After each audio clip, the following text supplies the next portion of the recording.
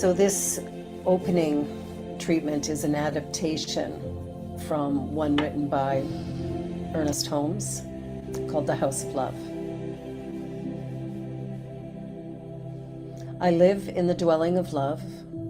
This inner home is quiet, steady, and held in peace. Love surrounds me here, tending my soul. And joy meets me in the deep, sacred place within. This home was fashioned for me by love itself.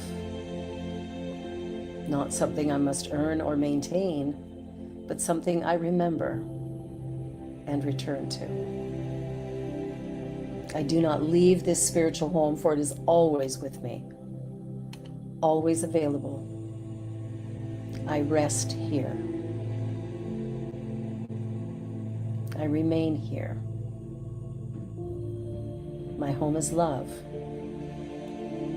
and love is where I abide.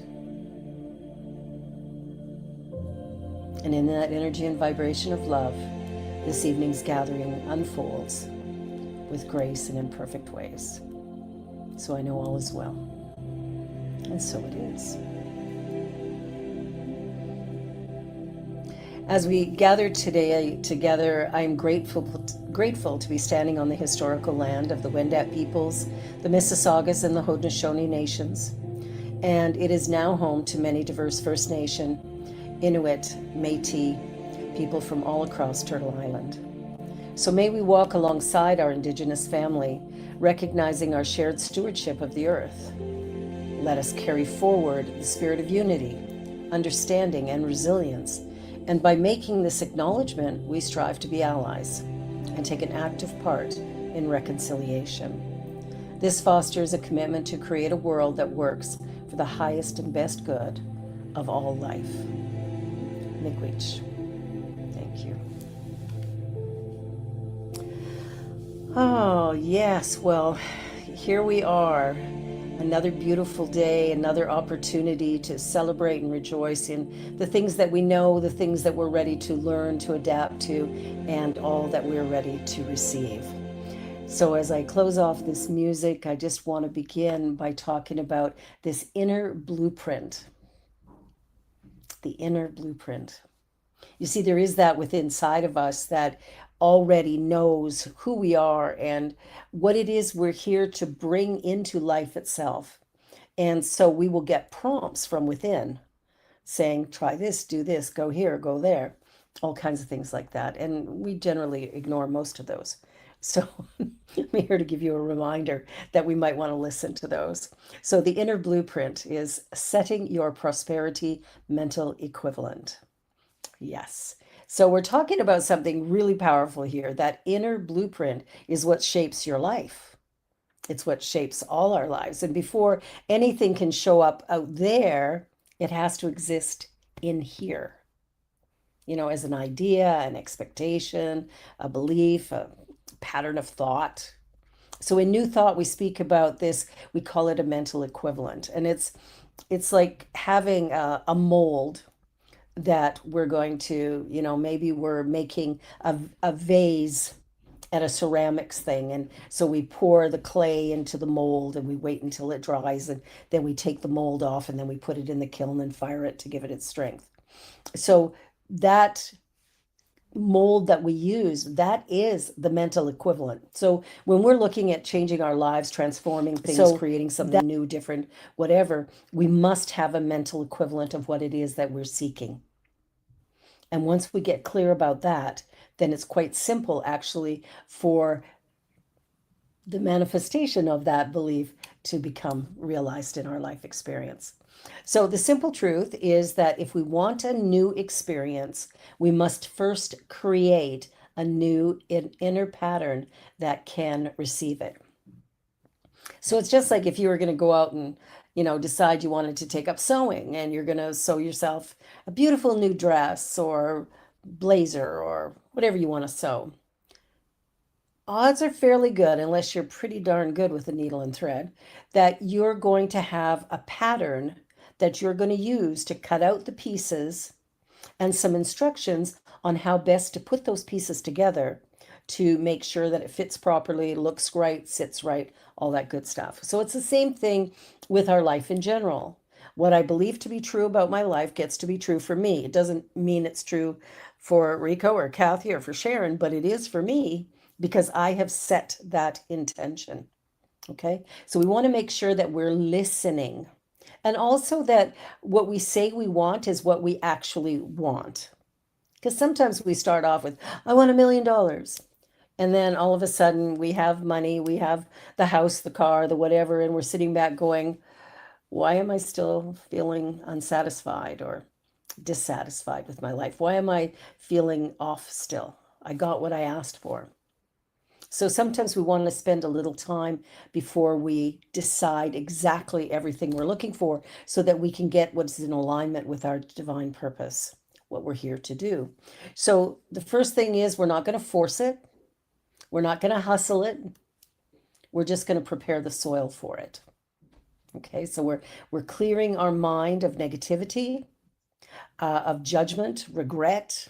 We're moving that stuff out so that we create space where we can create something that's alive and functioning and well right here today.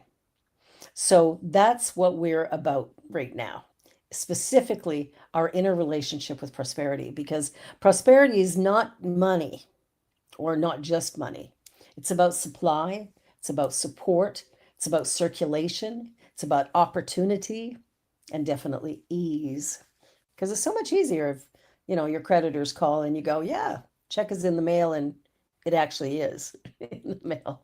Anyway, so what we want to remember is that money is definitely a part of this prosperity process, but it is not the whole thing. And it simply follows the pattern that we hold in, our, willingness to see how life actually gives itself to us and how we give back.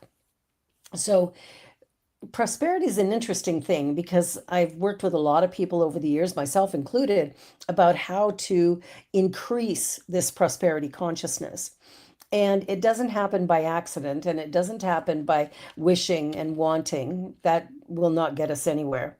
What happens is we have to respond in a way that it's going to respond to us. So we have to look at our capacity to receive. Now, if you want to know what your capacity to receive is, just ask yourself the last time somebody gave you a really good compliment, what did you say after you received that compliment?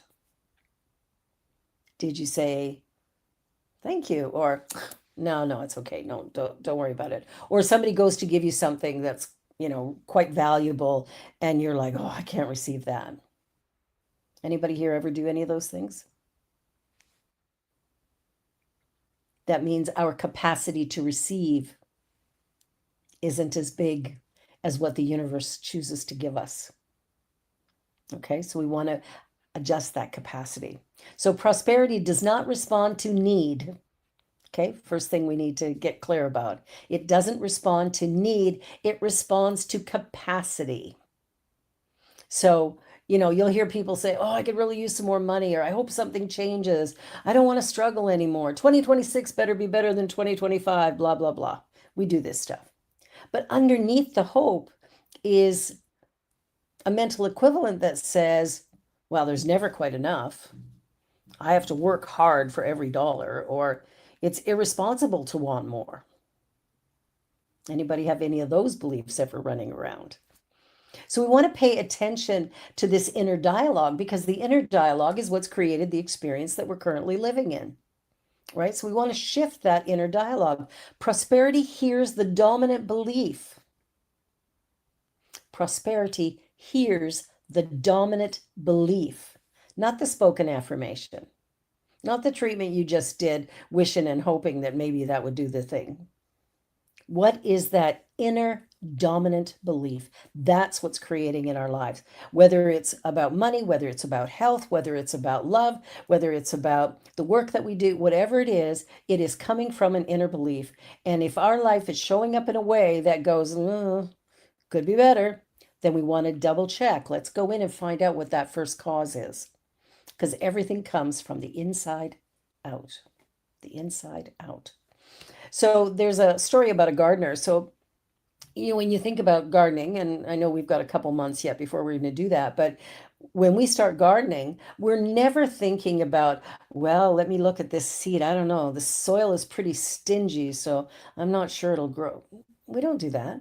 We plant the seed knowing it will grow, that it will become something. Um, we're not going to sit back and say, oh, well, the soil won't give much. We trust the nature of the soil, right? So we put the plant in to the soil. We make sure it has a little water, a little bit of food, make sure it's in the proper sunny location or shady location, whatever it needs. And then we trust the nature of the soil to produce. And that's how prosperity works all the way around. Doesn't matter what area of life you're looking at, all of it works the same way. So if we believe that life is generous, responsive, and supportive, we're going to plant boldly. We're going to plant boldly. If we believe that life is limited or unpredictable, we plant cautiously or not at all. Right? So when I came to Toronto, I came here with, a couple suitcases of summer clothes, a laptop.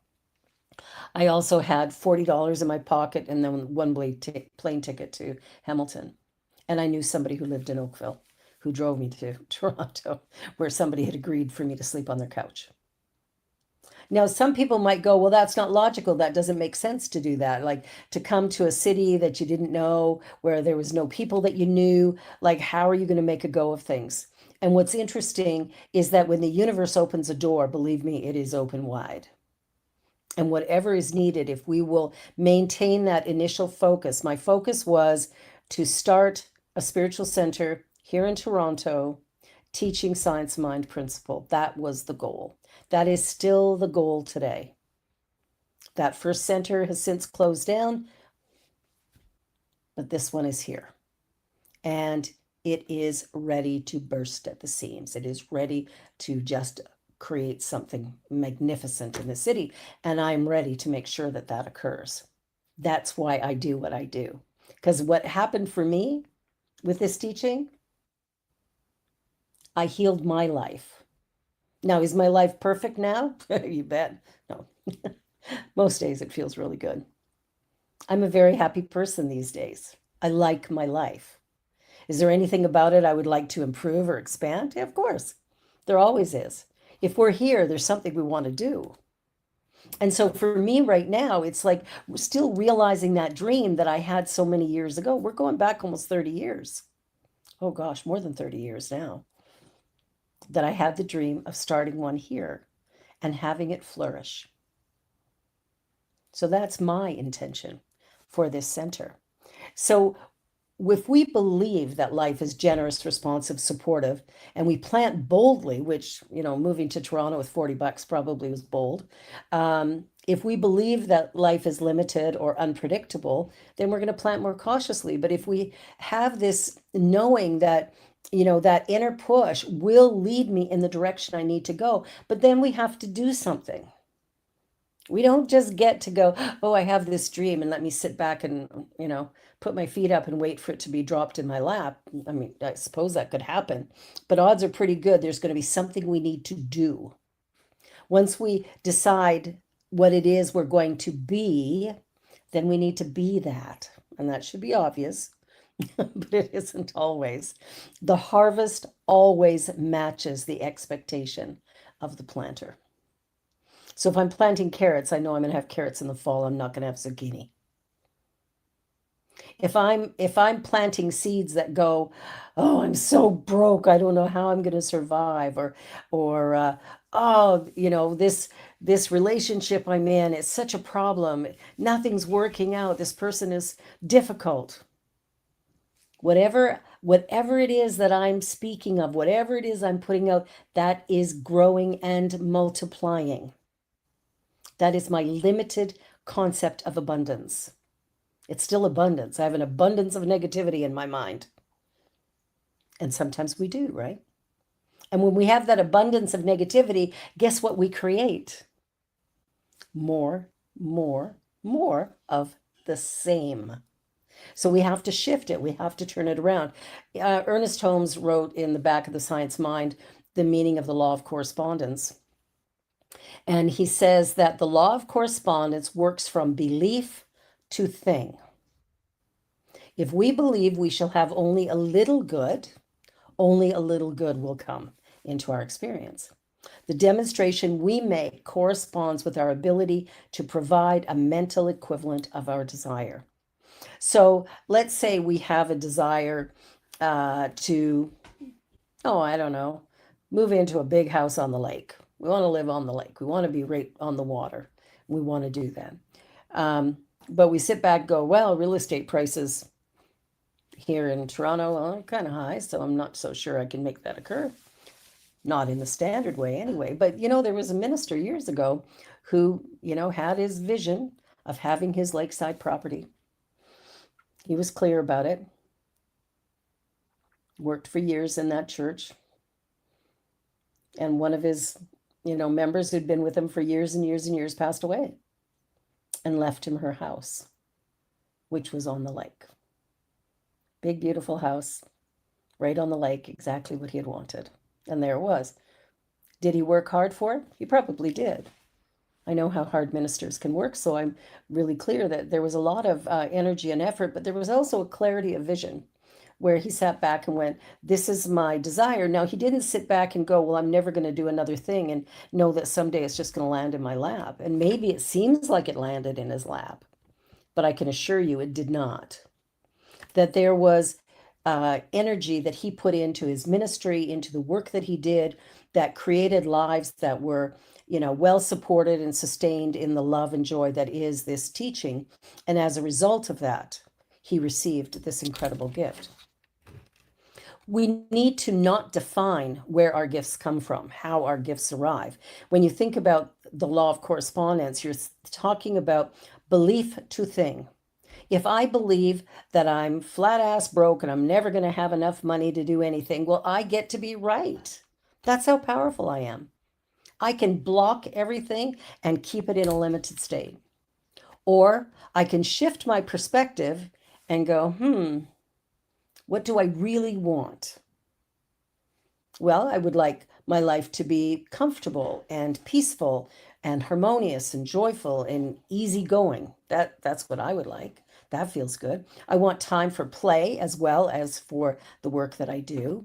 I want to make sure that I'm surrounded by people I enjoy and I love. I have all that. I have all that. Now, I'd like to expand it, but I'm not going to be happier when it's expanded because I'm pretty happy now. Will I feel more satisfied or successful? Maybe, but maybe I'll feel as satisfied as I do now. What I know is that my life, moment by moment, is being created by me from the inside out. I'm starting here, right here, choosing to live a life of generosity and prosperity and just love for all. So as I do that, what happens is the bounty is immediately restored to me. There is no thing that I am lacking because there's a part of me that knows my source. I know the source of my good. It's the only thing we ever need to learn. What is the source of our good? So one of the things that we tend to do sometimes is we create tight containers. We create a tight life. And so, we'll block our prosperity by, over identifying with smallness. Like a lot of people wouldn't move to Toronto with $40 and a one-way plane ticket to Hamilton. Right? Like that's probably not something everybody would do. But for me, it was a really loud call.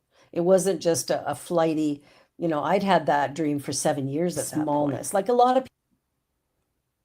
And when the freight train came rolling through my head, going, it's time to go to Toronto now, it was clear it was time to go. And so I did. Packed up my stuff in Vernon, BC, went back to Calgary for a couple of weeks to see, my kids and my family. And then I came here. And I've been here now 25 years.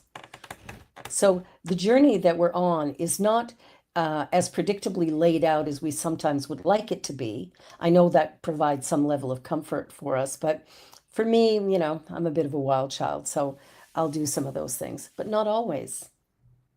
I did it for this because this, I couldn't believe that there wasn't a Science Mind Teaching Center here in Toronto, the biggest city in Canada. How's that possible? So I brought it here. Now, we're still in the process of creating it. We're still in the process of doing it. So for that, I am incredibly, incredibly grateful to everybody who shows up here, every person who has donated any money toward the cause. It's like everything that's happening, the joy that is shared is just a beautiful thing. And so I'm excited about where we're going and what we're doing and how we're doing it. And as you've noticed, we've changed our format. Our format now is way different than what it was, and it's more on the message, on the point. So we want to make sure that we're getting rid of all those old beliefs, money causes problems. If I have more, someone else will have less. That is a pile of crock. Yeah, I'll use that word. I don't want to be judged.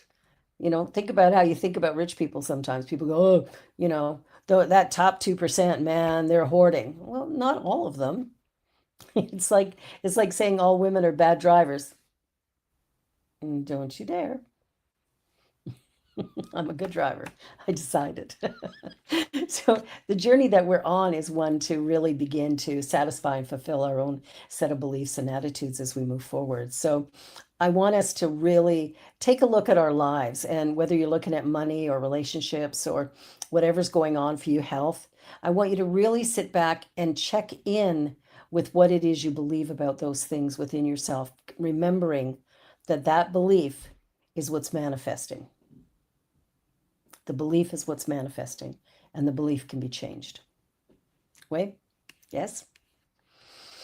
So how do we set up this prosperity equivalent? We begin to align ourselves more with the spiritual alignment with supply. So if we tell ourselves over and over again that we live in an abundant universe, that we are abundantly supplied and supported, what happens is there becomes a flow where we start to convince ourselves of the truth. So the minute you start telling your friend, oh, I'm so broke, you pull that back and go, wait a minute, what if I just haven't accessed it yet? But I believe that good is there for me. So how can I do that? And, a story that I found online was about, somebody who went into, check in for a hotel, and, they said, oh, I just need a small room. And the clerk goes, oh, we've upgraded you. And the guest is like, no, no, that's okay. I don't need anything fancy. What do you mean you don't need anything fancy? Somebody's given you a gift and you're saying no to it? And when we say no to that gift, we're not only saying no to us receiving, we're saying no to that person receiving the benefit of giving us the gift. Make sense? So really what we want to do is sit back and say, yes, I deserve the upgrade. Yes, I deserve to live a life that is full and beautiful. And the belief that I hold about money is simply my belief. And I can change that at any point in time. And I'm ready to do that now. So one of the things I wanted to do tonight as we move into our time of giving is I just want to give you a little snapshot of where we're at and how we're doing as we move into 2026, which I truly believe is going to be by far the best year yet for the Universal Joy Center. I feel really, really strongly about that we have come into our time of this. And I just want to read what I've written for you around this community message. So I wanted to share openly and honestly with you because the community is built on trust. The Universal Joy Center is fully supported by community giving. Our online gatherings, classes, workshops, technology, administration, and pastoral care all require real resources to sustain it. So in 2025, our operating expenses were approximately $80,000, and our total income was about $60,000. So we were able to continue, we were able to continue our work by absorbing the difference internally by choice. So at this time, neither myself nor our associate minister are receiving a salary. So we do this from a place of love. And we also owe a little bit of money to our previous administrator, our admin assistant, Dea. So we're hoping to get that cleared up this week with her. And so that's something we want to have done and clean and clear. She's anybody who wants to keep her in prayer, please do so. She's undergoing surgery and hopefully will be returned to us in fighting style very, very soon. I'm hoping. So I just want to ask the question, what does this work mean to you? I know for me, it transformed my life. I went from abusive relationships, poverty, hating my job, uh, being a miserable BI, whatever finishes that. And what I realized in this teaching was I can only take from life what I'm willing to give into it. And so I started to change the way I show up. I changed the way that I'm here. I changed the way that I live so that I could begin to receive the greater abundance that I knew was there for me. So this work matters. And we're here teaching ideas and principles and possibility. And one thing I've always done is made sure that everyone can gain access. Inclusivity is so important to me. So if for some reason you don't have the money to take one of the classes, call me. Or we now have on our website, this course costs this much, or pay what you want. Pay what you want. What fits your budget? What fits your lifestyle? Is this something calling to you? Here's what you can do. Just allow yourself to really be in that place of possibility and opportunity. Making sure that we reach people. Like this is my great dream right now, is that we can expand so that we can reach the people who really need it. There's a lot of people struggling with anxiety over what's happening, what's going on like week to week and month by month. We want to make sure that we're paying attention to what really truly matters. So as we grow the number of people who are participating in our gatherings, we're growing their life. They're growing their life. If they take these tools and use them, they will be a transformation. We want to grow our level of weekly financial support so that the center can thrive, not just survive. And so I just want to say, if this community nourishes you, if these teachings support your life, and if you believe in the importance of accessible, inclusive spiritual spaces, then I invite you to support this work in whatever way feels right for you, whether it's your regular attendance, sharing what we have with other people, because our videos are all online, so you can send them to friends or family, and a financial contribution if you so choose or if you're able. So no obligation, just simply an invitation, because together we can create a sustainable foundation that allows this work to continue and expand with integrity and joy. I mean, I love it enough to do it for free. Well, I wish I could do it all the time that way, but it doesn't really work that way. But I just want to say thank you for being part of this community. Thank you for caring about its future. And thank you for participating at whatever level you can. All right. Like that brings me great joy. So let us join together in saying our abundance affirmation. I'll say a little bit and you can repeat after me and we'll go through it that way. There is always enough for me and more than enough to share. Prosperity flows to me and through me in ways that are natural and supportive.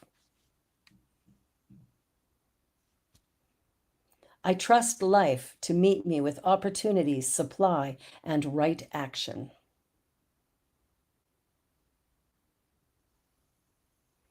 My inner agreement with abundance. I trust life to meet me with opportunities, supply, and right action. As I give, so I receive.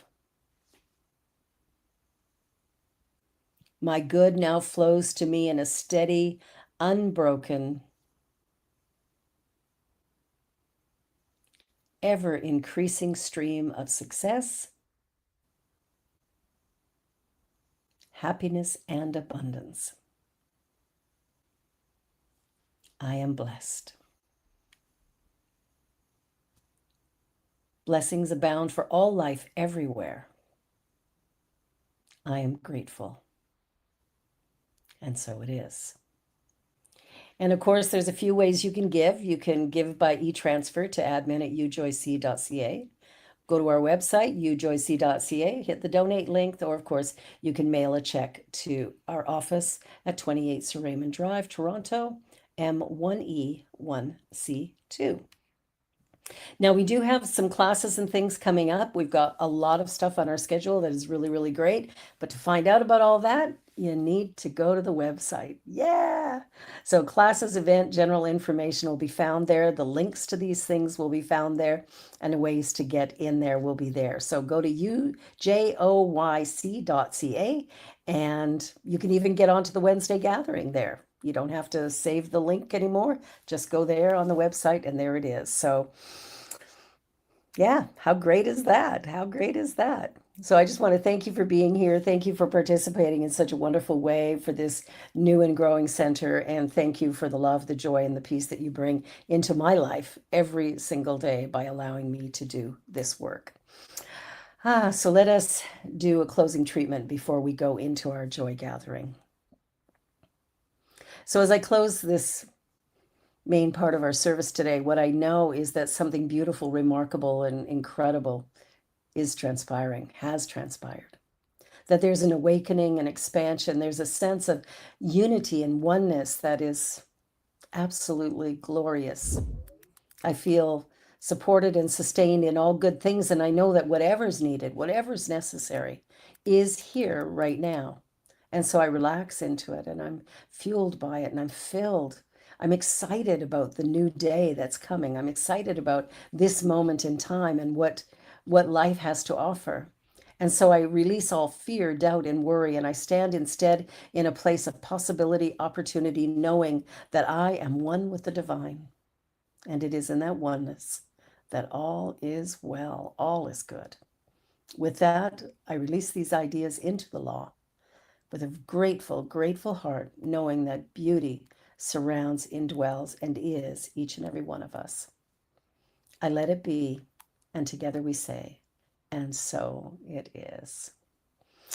Well, thank you for being here, everyone. And as we go into our little community gathering portion, I just want you to think about, a question, just one question. What is it that prosperity means to me, and am I living it as fully as I could be? Mm. Hmm. All right.